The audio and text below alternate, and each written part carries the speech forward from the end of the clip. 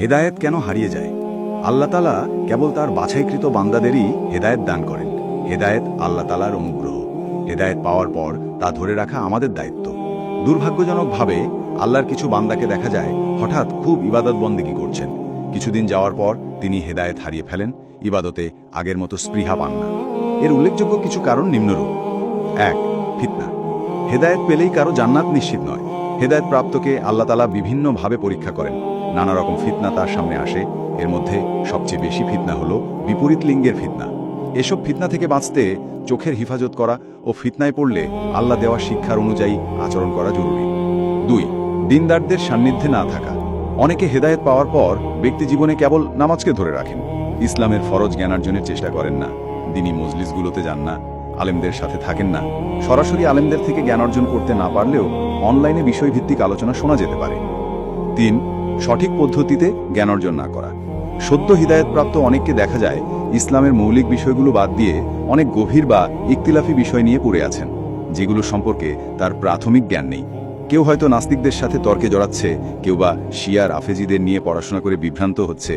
অথচ প্রত্যেকের জন্য জরুরি হলো দ্বীনের মৌলিক বিষয় যেমন ঈমান, আকীদা, সালাত, পবিত্রতা, কোরআন, হাদিস, আখলাক ইত্যাদি বিষয়ে জ্ঞান অর্জন করা। 4. অহংকার করা। অনেকেই হেদায়েত পেয়ে অহংকারী হয়ে ওঠেন, অন্য মুসলিম ভাইবোনকে তুচ্ছ তাচ্ছিল্য করেন।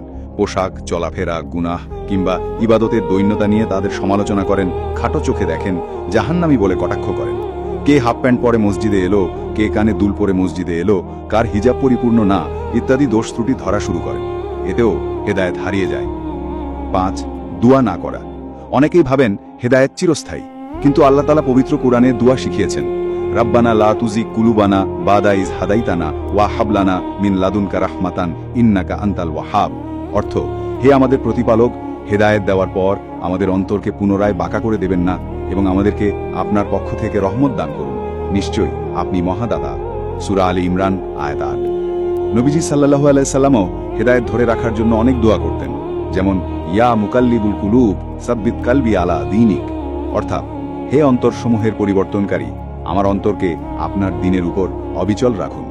সুতরাং হেদায়েত ধরে রাখতে অধিক পরিমাণে দোয়া করা জরুরি। 6. নিয়মিত তওবা ইস্তিগফার না করা। মানুষ হিসেবে নিজের অজান্তেই আমাদের অনেক গুনাহ হয়ে যায়। এসব গুনাহ থেকে বাঁচতে ও নিজের হেদায়েতকে নবায়ন করতে নিয়মিত তওবা ইস্তিগফার করা জরুরি। গুনাহের জন্য নিয়মিত ক্ষমা প্রার্থনা না করলে গুনাহ জমতে জমতে মানুষ একসময় হেদায়েত থেকে ছিটকে পড়ে। হারিকেনের মৃদু আলোককে যেমন বাতাস থেকে রক্ষা করতে হয়, চিমনির ভিতর অনেক যত্নে আগলে রাখতে হয়, তেমনি হেদায়েত ধরে রাখতেও এর যত্ন ও পরিচর্যা করা জরুরি।